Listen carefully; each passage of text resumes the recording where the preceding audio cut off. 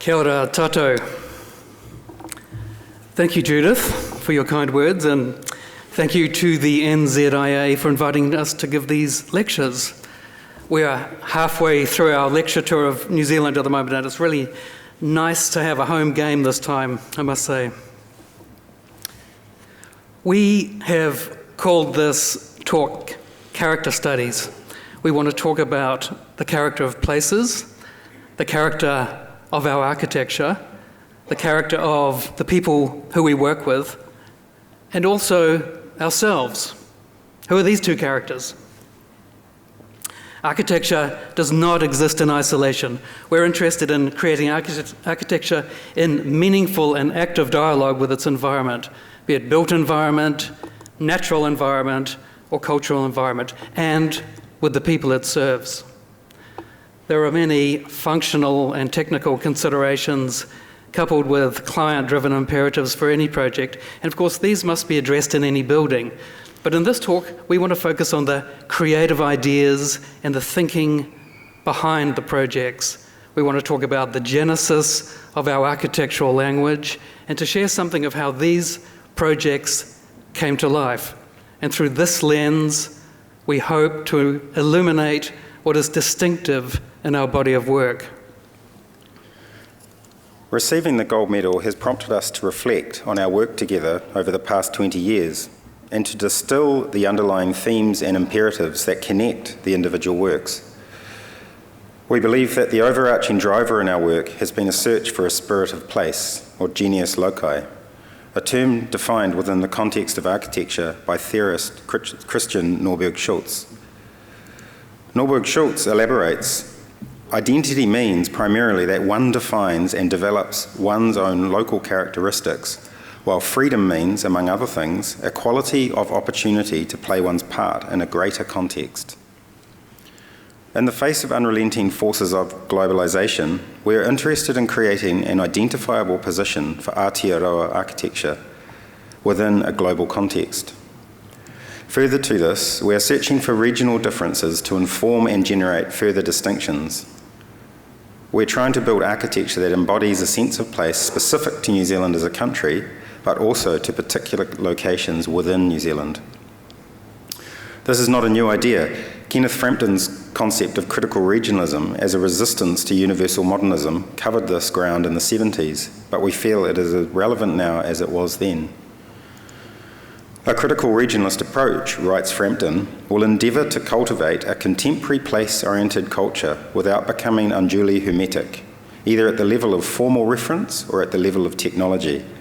In this regard, it tends towards the paradoxical creation of a regionally based world architecture.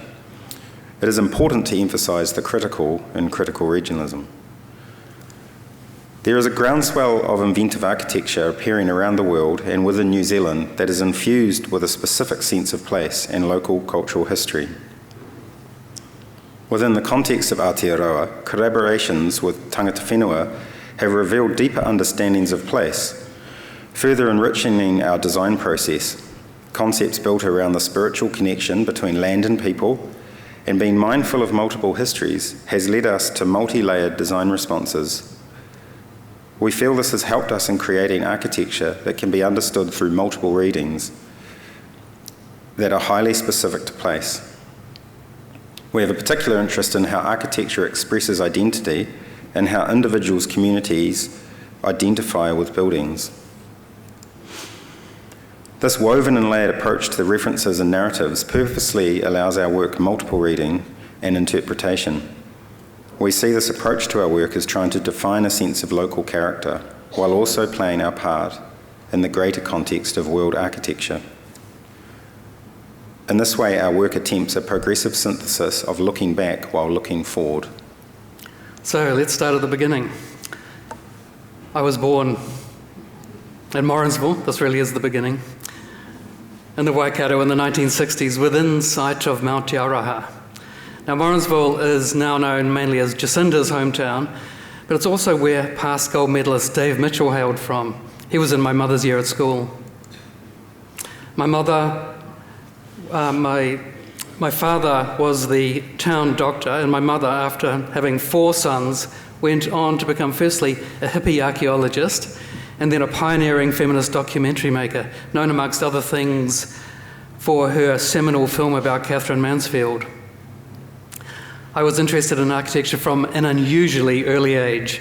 My first memory of contemporary architecture was when my mother organised an adventure playground to be built in our kindergarten. It was a sculptural structure with an interesting geometry, a hyperbolic paraboloid, a twisted plane made of straight pieces of timber. It was designed by an architect from Auckland, I was told. So I thought from that moment that that was something to be, and so it came to pass. In fact, one of my first houses I designed had a roof which was a hyperbolic paraboloid. My father also loved architecture, and because I was very interested when visiting my grandparents in Wellington, we would hunt out the latest buildings by the enfant terribles of New Zealand architecture, Ian Athfield and Roger Walker.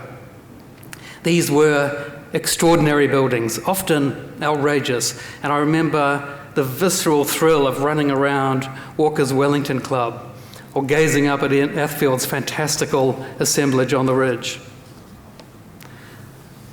Peter Bevan's Habitat was another favourite with its European hilltown references, so urbane and romantic. These buildings were so inventive and free and so appealing to the imagination of a young boy, I decided then that I would be an architect. I would design fictitious buildings and build elaborate sandcastles at the beach, often with moats and motorways. This is one of the Sydney Opera House I built a few years later. It's hard to achieve those overhanging bits in sand, I must say. I don't think even Ove Arup himself could manage that. We moved to Auckland and I fell under the spell of the architecture of Neville Price. His West Plaza building was a tour de force and probably still the most elegant tall building in Auckland to this day. I loved his brick cylindrical office building in Simon Street and his fanning townhouses on the rocks by Thorns Bay. Sadly now gone. When I was about 10, I went to a Christmas party at a grand house in Remuera, a Binny design, in fact. Into the circular driveway cruised a yellow Ferrari Boxer, and I watched awestruck as out jumped Neville Price, dressed as Santa Claus with an open shirt and a gold medallion. This was the 70s. Now I really wanted to be an architect from Auckland. At least I have a gold medallion now from the Institute, but alas, no Ferrari. Once I visited a Claude Megson house with my dad on a house call. Doctors did that back then. It was all dark wood and terracotta infused with a sense of mystery and spatial intrigue. As an architect, you're not always aware of where your sensibility comes from, but I do recognize some of those characteristics in our work. I attended Auckland Grammar School, which I can't say was particularly encouraging of the arts, but they had some fine buildings on campus, including this Spanish mission Fantasia, complete with bell towers, which is the main school hall, and a very elegant alto-esque centennial theatre designed by Professor Peter Bartlett around about 1970. After a brief diversion into music and playing in bands in my final years at school, I enrolled at architecture school at Auckland University in 1983. It was an exciting and mind-expanding time as the architecture school appeared to be going through some kind of existential crisis. Postmodernism was running rampant, deconstructivism was about to have its day, and post-structuralism was waiting in the wings.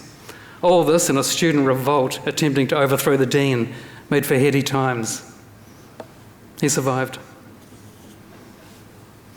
After 3 years of this, I was getting itchy feet and wanted to see the world and experience the great cities and architecture for myself. I traveled through the United States to Europe. I worked for some very good architects in London, lived in Rome for about 6 months, attending lectures and in palazzos and parties at the American Academy, then on to Greece to get to the source of the Western tradition. I saw a young Rem Koolhaas and Zaha Hadid talk at the Architecture Association in London, and Richard Rogers and Robert Venturi and Denise Scott Brown at the RIBA. It was a real awakening to the role of architecture in shaping the world. I travelled Europe with my good friend Tim Greer, who's had great success with his firm, Tonkin Zuleika Greer, in Sydney over the last 20 years. We hunted down the great buildings by Le Corbusier and Aalto. We became obsessed with finding every obscure building by Carlo Scarpa and managed to sneak our way into the Maison de Verre.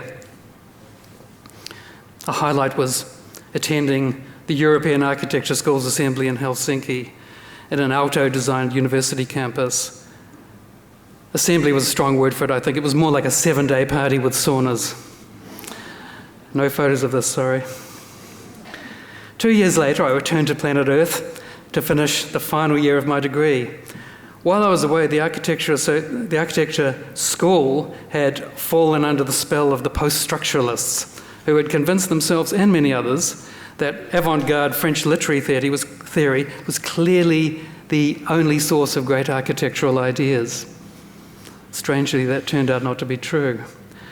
I survived the year, but more importantly, met the wonderful Deborah Smith, who was completing her fine arts degree at Elam and who would eventually become my wife. She is a creative force and has been a source of inspiration and perspective ever since. Our life together has been a wild adventure with never a dull moment. We love travel, getting lost in ancient cities, exploring gardens and house museums, and kicking back at our place at Whaihanga. Working with Deb on Cloud Workshop, the art project she started for bereaved young people, has been one of the most meaningful parts of my life. She is my North Star, and she is my strength. Okay, back to the story. I got a job with Lane Priest Architects, who were an innovative and exciting firm who were getting some great commissions. It was a baptism by fire, just trying to hold on to the tail of the tiger. But a great learning experience. Thank you, Noel and Richard, if you're here.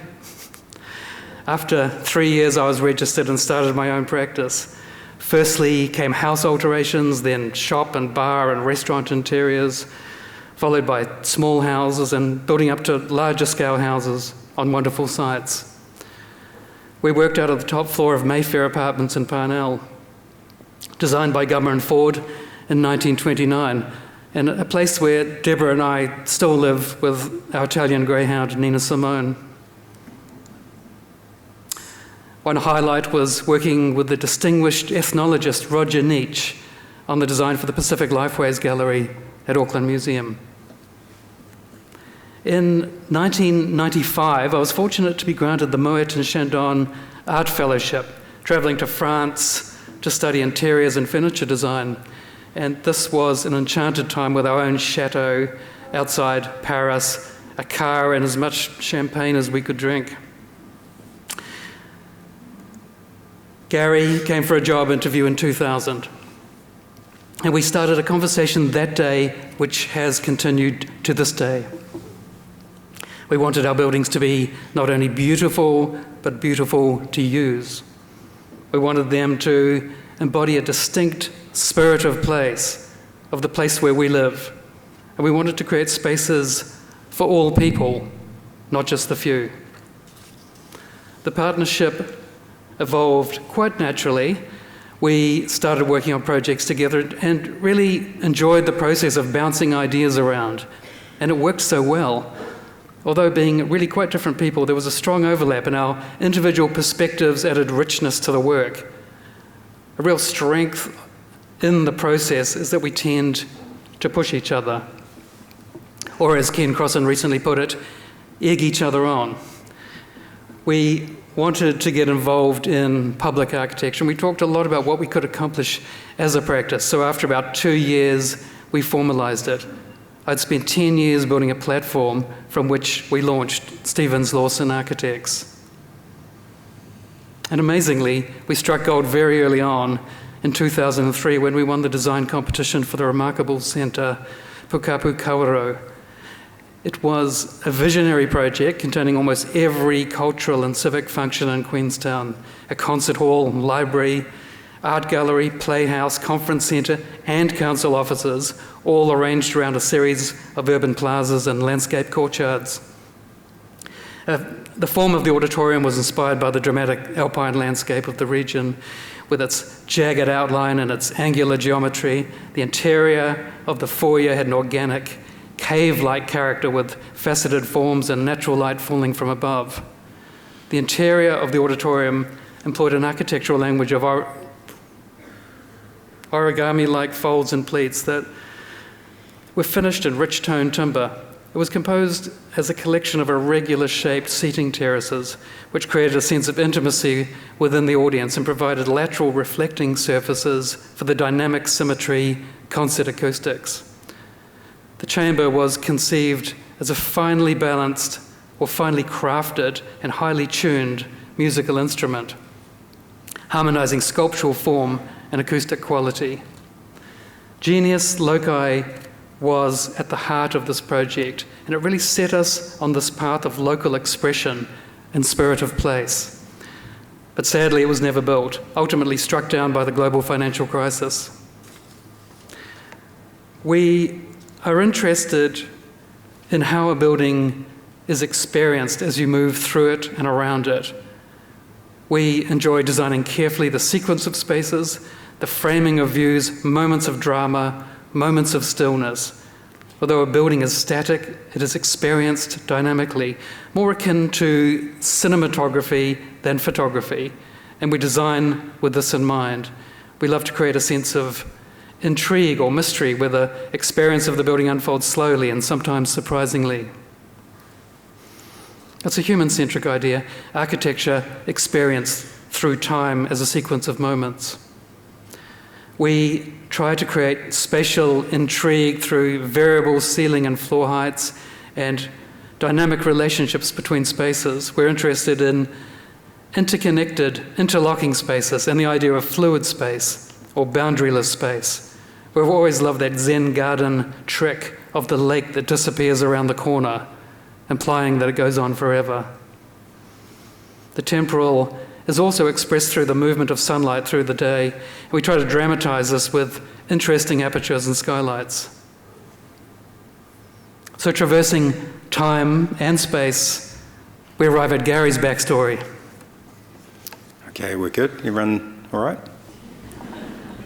Mine's not as interesting as his, but I have to do it, so. It is so. I was born in Dunedin 49 years ago.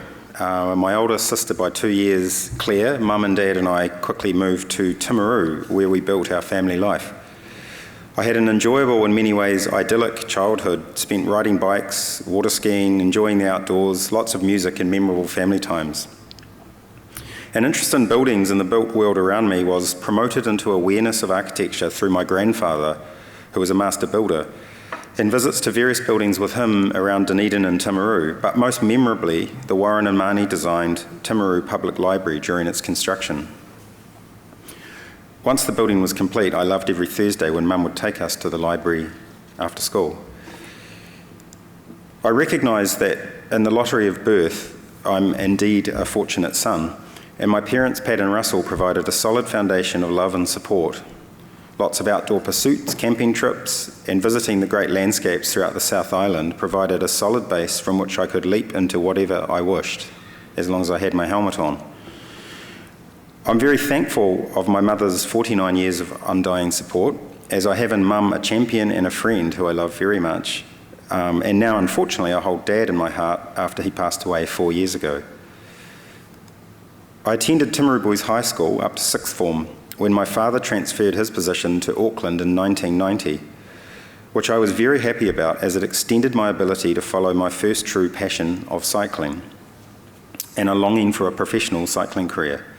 By being in Auckland, I was able to race and train regularly among the best in the country. I held 2 national road cycling titles.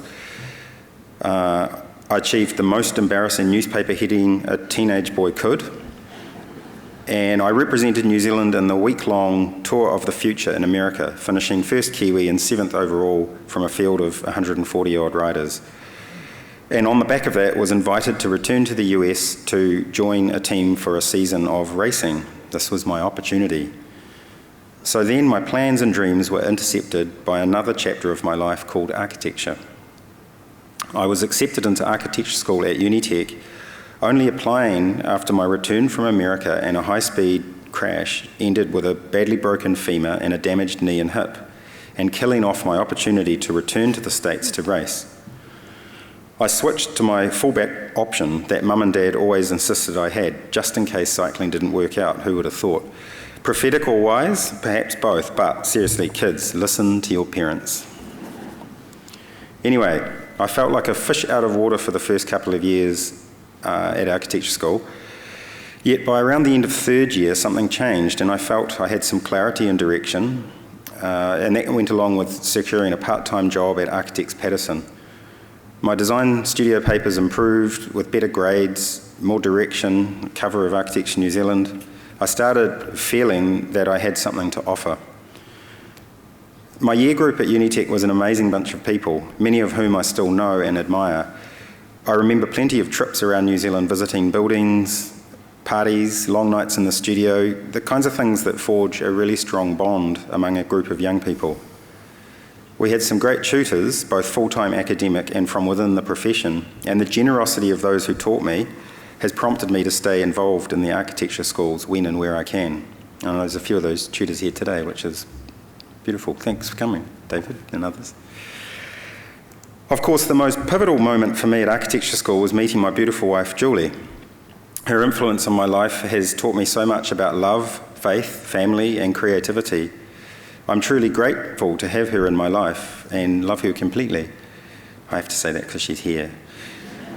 I'm truly grateful to have her in my life. Her support of me in my career has been an important and constant ethos.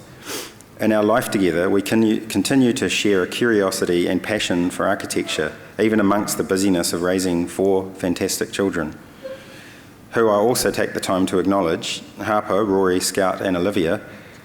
My life is so much more complete and amazing with them all in it, and I enjoy so much their interest, support, and comments on what I do at work, although it's not always that easy to take, and it's not always positive. But as they grow, it's wonderful to observe their awareness and sensitivities toward and appreciation of the world around them. So, Kāhui. Another true passion ignited in my youth was music, particularly drumming. Bands and band life were another big part of my diverse youth, and I've been in bands for much of my life. Winning Battle of the Bands, the York Street Acid Test, BFM #1 hits, touring New Zealand in a small, smelly van, recording a few albums, they're all highlights of many late nights spent out behind the kit in various serious and not so serious bands, but always united in the love of creating music with like-minded people. My current band is called the Door Jams, a lockdown project formed along with my good mate architect and gold medalist Dave Strawn, sitting just down here, architect Cameron Pollock, and an outsider, Dan Wrightson, who is actually the talent. We're a covers band and we play a huge range of songs over a rambling 3-hour sets. It's so much fun and an amazing stress relief. And sitting behind the kit is probably my most favourite thing to do. Year 1 out of architecture school, I worked full-time at Patterson's, and it was a really amazing experience. Working closely with new friend Jack McKinney, we found ourselves in the middle of a design-led office with all kinds of scales projects. It was a very busy time. Essentially working up designs for and with Andrew, we got to work on a whole bunch of different houses, Site 3 and Cumulus, along with many other great projects. It was exciting, very hard work, really long days and nights. It was slightly chaotic, but at the heart of it was always a search for a design language that represented something of Aotearoa New Zealand, and in a unique way. And to this day, I very much admire the work of Patterson's and Andrew and his team, and their commitment to this search. Although my path into architecture seems haphazard and somewhat accidental, I really do love architecture. I really do. I'm glad to hear that. Yeah. When travelling, Jules and I visit as many buildings as we can from all eras of human endeavour, and we've travelled a lot of distance to see particular favourites. I love architecture of unique purpose, the difficult problems solved with beauty and grace. I adore feelings stirred by buildings with certain gravitas or heft, and have encountered transcendental experiences within the best of them. Form, texture, light, the nuanced details. I could go on, but unfortunately this talk is meant to be about our work. Okay, so let's talk about our work. We aim to create original work with multiple interpretations, architecture that is rich in character, rich in associations, and has a relevance to our culture and our landscape. We're not purists, but rather interested in architecture of association and relation. We see our practice as a laboratory where we combine different influences and ideas, drawing from disparate sources, some within architecture and some without. We look at nature, history, craft, cinema, painting, sculpture and carving, and are interested in creating combinations that have a strange beauty, believing that beauty needs constant reinventing to remain potent and alive. We sometimes use nature metaphors, but hopefully not in a simplistic way. And we're always looking to abstract such forms and patterns, to translate them, to architecturalize them through origami, for instance, a language of folding. As our commissions extended throughout Aotearoa, we began to think more about why we build this building in this place and for these people. For us, a suburban house in Auckland should not look or feel like a holiday house in the South Island. How could we express regional difference? One example of such expression is 2010's Te Kaitaka, nestled amongst the tussock-covered hills on the shores of Lake Wanaka. Our approach investigated architectural language in conversation with the natural environment. In the weeks prior to designing the house, we found ourselves in our client's boat speeding across Lake Wanaka to visit the site on Roy's Peninsula. We stopped off the coast and looked up at the tussock-covered hills. We enjoyed the dramatic southern light, the epic scale of the mountains, and the velvet-like tussock land laid out before us. We talked about how it reminded us of those Macan landscapes where the surface was like layered fabric, all folded and creased, covering the rocky terrain beneath. In Māori culture, the cloak, te Kaitaka, is a potent symbol of shelter and nurture. We felt there was an architectural idea in conceptualising the design as a protective cloak laid over a rocky base, creating cave-like spaces between. We've expressed this idea through the building's exterior fabric of natural cedar cloaking the raw concrete structure below. Additionally, reading is the notion of the tussock draped over the rocky landscape. Abstracted triangulated geometries and origami-like folds and cuts were employed to create a sculptural form expressive of our conceptual approach to the building and our desire for a structure that related strongly to its alpine landscape. The weathered camouflage exterior gives way to cave-like interiors, providing a sense of protection from the power of the landscape and the extreme regional climate. As a sculptural object within the landscape, enfolding a rich interior experience, we believe this house evokes a distinctive spirit of place. Regional difference is explored in a different way in our 2009 Tamata house in Hawke's Bay, namely through a reworking and transformation of the rural vernacular. 3 offset wall-shed forms are arranged loosely in parallel, echoing the overlapping hills beyond. Courtyards are cut into these forms and circulation zones occupy the interstitial spaces between the forms. A pathway through the house is punctuated with a sequence of memorable moments and forced perspective views into the landscape. Large openings frame specific landscape features, giving each room a distinct character. Black, rough-sawn timber cladding echoes the creosote barn vernacular, and weathering steel further evokes a rural rawness. As Ruskin said, rust is steel in its natural state. I'd like to acknowledge John Scott at this point. He carved out such a unique and humanistic architectural language for our country, and this has been a lasting influence on our work. Our clients had recently left their sheep station, which they'd farmed for 40 years, to move closer to town. Bill said one day that he spent his life farming sheep, and we'd put him in a wool shed.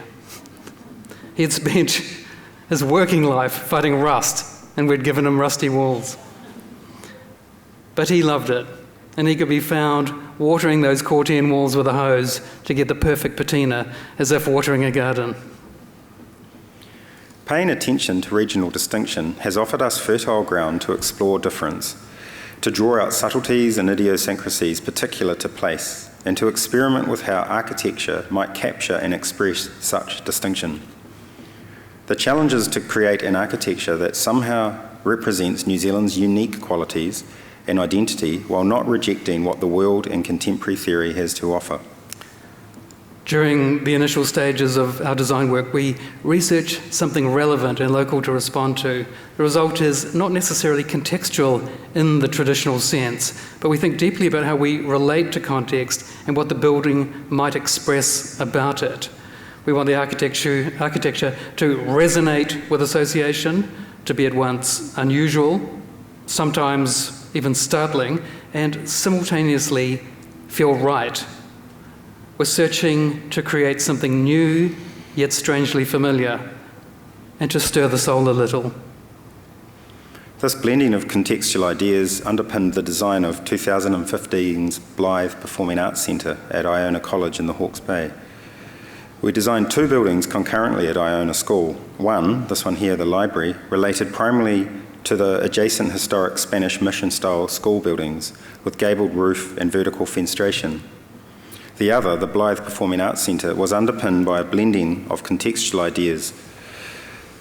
The building's sculptural language of sinuous curves and angled planes are drawn from the shapes of musical instruments and the folded landscape of the region.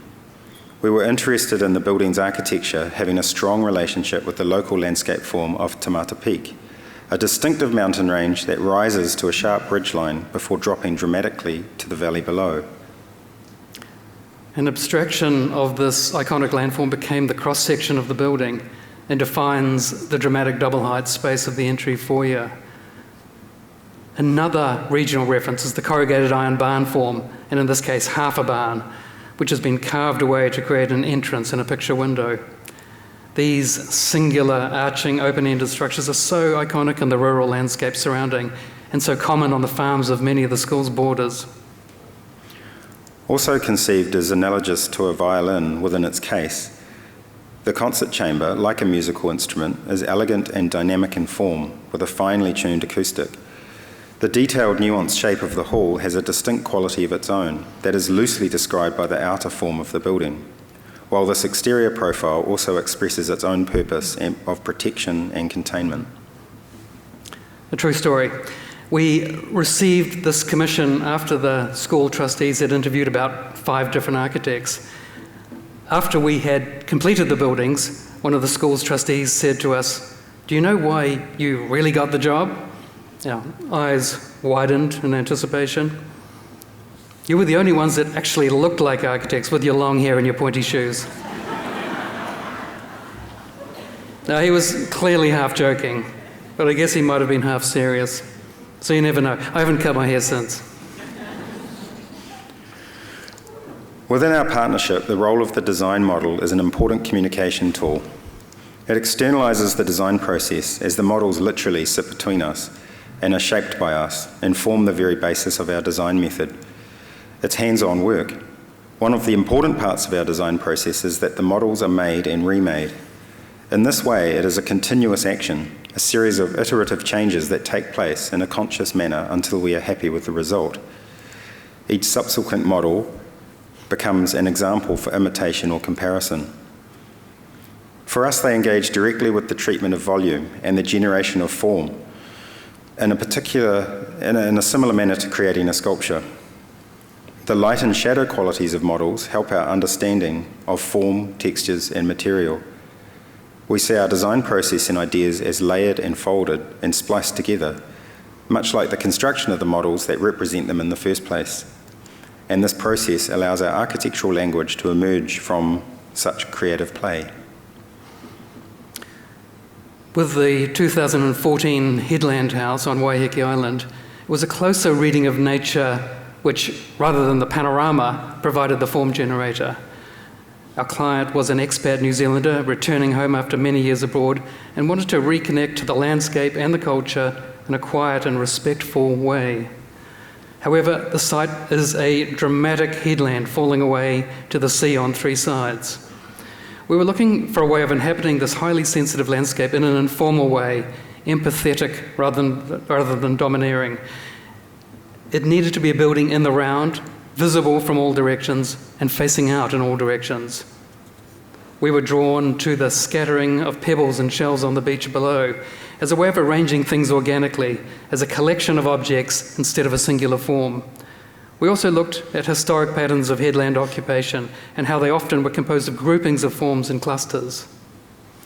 This led to the composition of a plan as a grouping of pod-like forms clustered on a headland. Developed further, each pod was tailored to a particular view and sun orientation and created a series of frame views with their own distinct identities rather than a single panorama where you get all of the view all of the time, a recipe for boredom. The fluid and sculptural space between the organic pod forms becomes the main living area. One of the more interesting spaces we've created, I think. The details of the house throughout have been worked up to express the macro in the micro. The exterior is clad in irregular, rough-sawn cedar boards, oiled and left to weather like driftwood. I love what the Smithsons said about their work. If mainstream modernism is like a motorway, our work is more like a country road which bends and dips with the contours of the land. This idea of looking to the local does not result in insularity. As often, universal themes shine through, like for instance, a local indie movie that resonates with an international audience through its shared humanity and is universally appreciated. We share a love of texture and shape and focus our attention on details that the building's occupants will engage with. Handrails and door handles, for example, receive particular priority. Tactile qualities are a definite focus, with things that are touched having a highly sensual quality and add to the most important aspect of our buildings, that they are beautiful to use. Things are in the right place, are the correct size and shape, and they feel good to be in. We've found the design of buildings within urban environments an exciting yet challenging context to consider and relate to. Obviously, designing into a city context requires a different language than that of a rural environment, and we've discovered that looking closely at the built histories of the neighbourhoods and streetscapes of our sites have provided plenty of source material to reference and construct a dialogue with. While focusing on creating an expression of architecture within a specific place, we want our buildings also to be autonomous, stand apart, have their own character, a kind of both-and scenario based around expression of physical and imaginary ideas of place, an attempt to generate buildings that are contextual yet unique at the same time. We've discovered that thinking about scale offers a kind of architectural play and often provides the necessary abstraction that gives our ideas a unique quality. Take, for example, 2005's Cremorne Street house and the observation that the local neighbouring houses all address their street frontages very formally, with elevations and detail that is grand and generous to the passerby. This realisation prompted us to think about how we could make a more contemporary grand gesture of the facade, with a presentation to the streetscape that might be read as from the Pacific or perhaps 50s modernist, but either way, a generous and surprisingly large-scale art offering to the street. Again, in 2015's In Situ House, we studied the grand Victorian houses of the local context and found the detail and generous presentation facades of the older buildings an engaging and rich source material for a contemporary reinterpretation of the grand house. With this design, we used a selection of Victorian architrave mouldings as the formliners for the concrete facade, thereby creating an intricately detailed texture to the concrete that connects in a delicate and abstract way to the Victorian heritage of the neighbouring homes. 2004's Park Road Hotel was a collaboration with New Zealand artist John Reynolds to design a screen facade to the boutique hotel that engaged and played with the idea of scaled-up Victorian lace window curtains overlaid with references to Pacific navigational charts, thereby creating a design reflective of our unique place in the Pacific and attempting to give the building, and indeed the neighbourhood, a strong sense of identity. The building was to be wrapped with the lace-like metal, giving the large building a human scale and a delicacy that relates to the detailed older buildings of the area, while offering a textural and delightful view to the passer-by, the occupants inside, and also avoided an anonymous glass facade. This was to be a building made to express something of the Pacific and our distinctive place in the world. We see our home ground project for the Auckland City Mission, completed in 2022, yet started 15 years earlier, embodying these concepts of our unique place in the Pacific in multiple ways. One of the most comprehensive of its kind in the world, home ground provides a wide-ranging and unique blend of services and facilities for people in desperate need and operates across multiple social, cultural and ecological layers. A project narrative developed with Ngāti Whātua Ōrākei is founded on the idea gifted to the project by the iwi of finding your way back home. As approximately 80% of the Auckland City Mission's clients are Māori or Pacifica descent, it was imperative our design reflected and respected this connection, aiming to provide a strong sense of identity. The building form is purposefully in reaction to generic inner city buildings, with its strong gabled roof forms evoking the idea of home, a home for the homeless. It literally is a big house in the city. You could also say that it is a city in a building. Such are the range of diverse activities on the single site. Homeground is a direct neighbour to the 2005 St Matthew in the City Anglican Church. 1905. Oh, good point, yeah. Correction. 1905. With its neo-Gothic, I'm just checking you're awake, Gary. I'm here. With its neo-Gothic gabled roof forms and the mission's founding church organisation, St Matthew's has been a progressive advocate on social justice issues for many, many years. We see the roof forms as a conversation between these two iconic institutions. Our architecture embodies Māori and Pacific motifs that are relevant and important to the city mission and Auckland's identity as one of the largest cities of the South Pacific. Homeground also seeks to establish a direct visual connection to Ngāti Whātua Ōrākei's wharenui through form and colour. The main facades of our design evoke readings of weaving, of tukutuku and tapa, suggestive perhaps of the mission's work of weaving community together, weaving individual lives back together. We wanted the building to say, everyone is welcome, to express manakitanga, generosity and warmth. The public laneway through the building is an important part of this, its engagement with the life of the city, not hermetically sealed like in the past. And its materiality, its warmth, the brick, the terracotta, the timber. The organising spine of the building, the rooftop terrace and the greenhouse emphasise that this is a home with all its restorative qualities. There are 80 apartments for people experiencing homelessness, each with a kitchen, bathroom and a decent deck. These are permanent homes and they form part of a community. There's much talk about how architecture can contribute to wellness. I would say this building goes further. It's a building that's engaged with healing, physical, psychological and spiritual, and with transformation of people's lives. The City Mission is an extraordinary organisation run by wonderful people, and they have deeply affected us with their humanity. In addition to its visionary social agenda, Homeground's other innovation is the use of mass timber construction. Cross-laminated timber is the main structural system for the building, including stair and lift cores. The tallest structural timber building in New Zealand, which I have to say while we have the title because we won't have it forever, so it's currently the tallest. It uses exterior steel diagrid cross braces for lateral stability.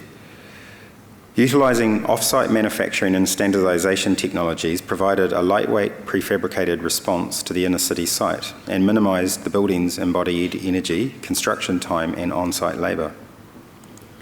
Building-wide environmental strategies include waste management systems, rainwater harvesting, abundant natural daylight and the use of robust, non-toxic and locally sourced materials. A recent life cycle assessment analysis of the primary envelope indicates an 80% reduction in carbon compared with a steel and concrete equivalent over 60 years. The vision of the Auckland City mission is for sustained social change and ultimately the end of chronic homelessness in central Auckland. Homeground is a landmark in the city that advances this purpose. Through its collaboration and its collaborative cultural design expression, we believe Homeground represents a positive step towards honouring our role in respecting and building on the promise of the Treaty of Waitangi, through creating architecture that is socially just, culturally rich and ecologically restorative. Cultural symbols and artworks enrich the interior, including a Māori stone embedded into the laneway floor and a Mānia stone prominently placed within the laneway. We have woven together many things to create Homeground, and in doing so have generated an expression of place that can be interpreted by different cultures in different ways. Above all, this building symbolises that having a home is a right for every member of society. A 15-year journey of humility, commitment and belief, Homeground is for us a project like no other, and quite possibly like no other we will do again. Our office culture has naturally emerged from the way that we have learned to work together. It's collaborative, supportive, and the work is front and centre. Design and fine-tuning of the work throughout the process is the work. The office is quite straightforward in the way it operates. Together we lead a team of 3 associates and a practice manager, and everyone else is an equal part of the team. We've been as large as 22 people, but are currently a little smaller with the retrenchment coming off the back of the City Mission project finishing up, COVID, and the recent uncertain economic conditions. We are deeply hopeful that this economic gridlock will ease before too long. We're located in the Axis building in Parnell, the old Nestle chocolate factory, converted by Andrew Patterson 25 years ago into a creative hive that we enjoy very much. We're a stone's throw from Fahrenheit and Patterson's and Paul Clark and others that we respect. And yes, strangely though, we have very few lunch dates, but we're working on that. Over the years, we've tried to create an office culture that supports in-job learning and career advancement, such as gaining registration, through focusing on doing our very best with every project and every opportunity. We try to encourage our staff to be supportive of one another and to share observations and learning as it happens. For this reason, we have generally enjoyed a tight-knit group and a team very focused on meeting their individual potential. Front and centre of the studio's design, front and centre of the studio is design and creativity. Design not only in the conceptual approach taken in a given project, but in the development of that design and the rigour and imagination brought to the detailing, material selections, technology, envelope performance.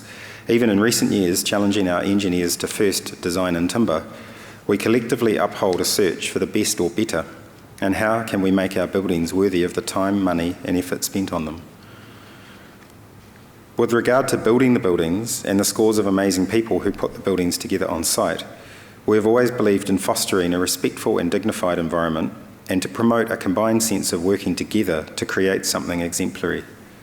Respect and communication are key to this, and while not always getting this right, we as a group hold each other accountable to high standards of communication, whether it be email, drawing or in person, and treating others as how we expect to be treated ourselves.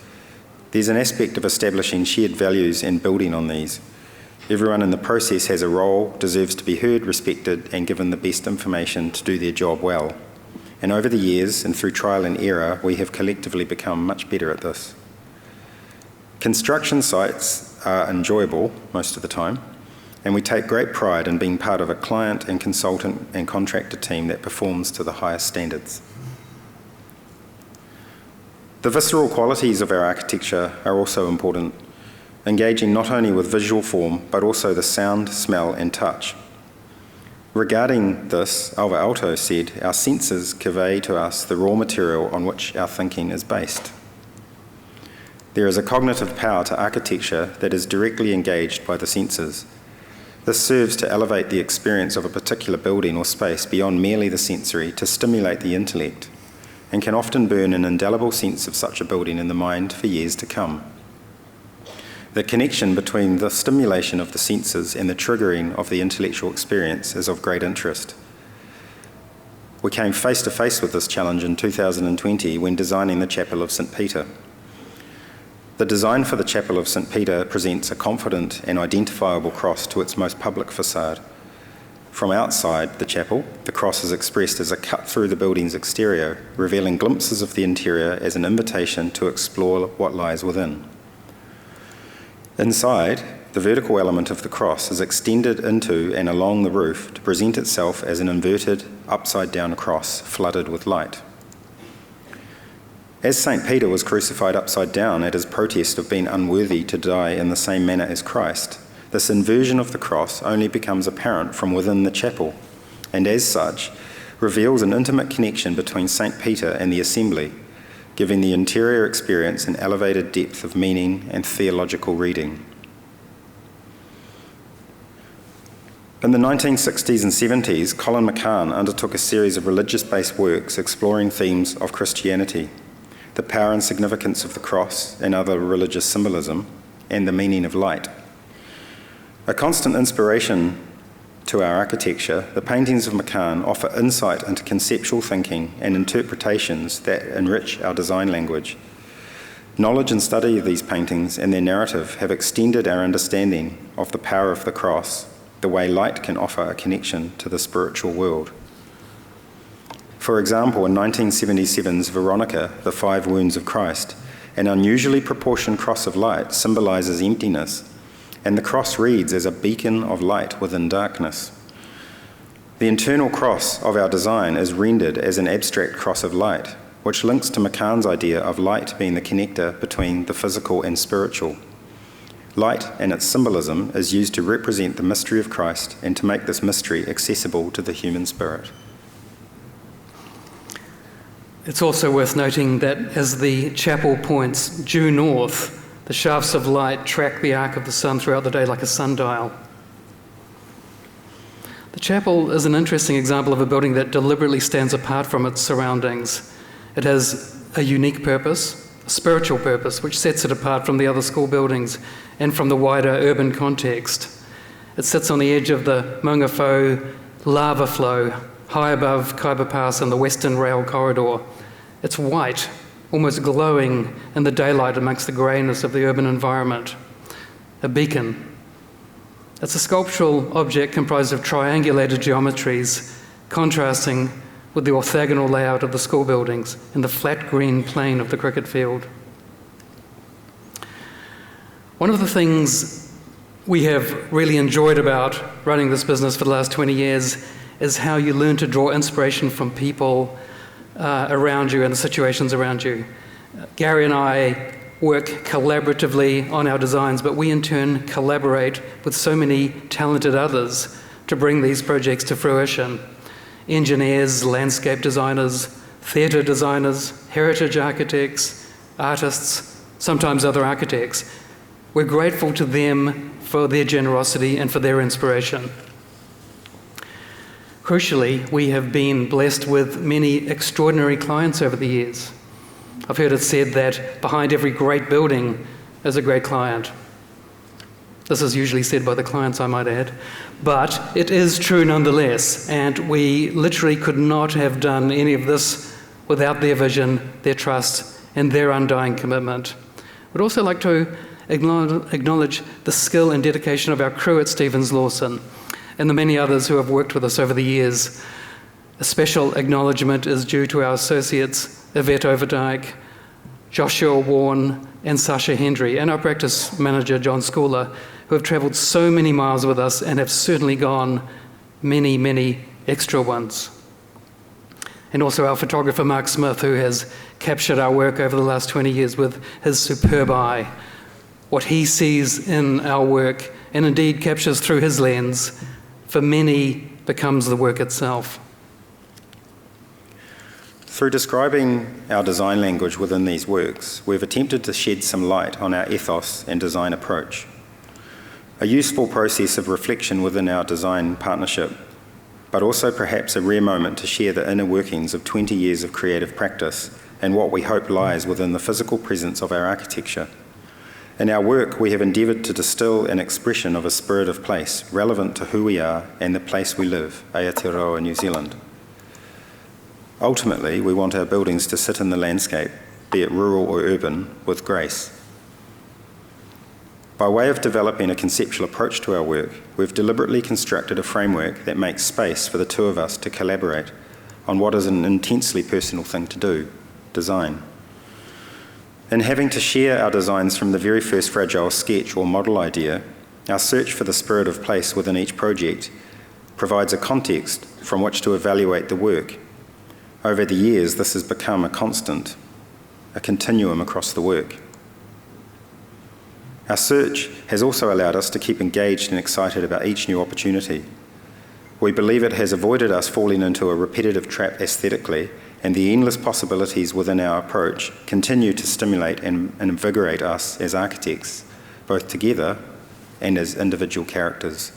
Thank you. Thank you.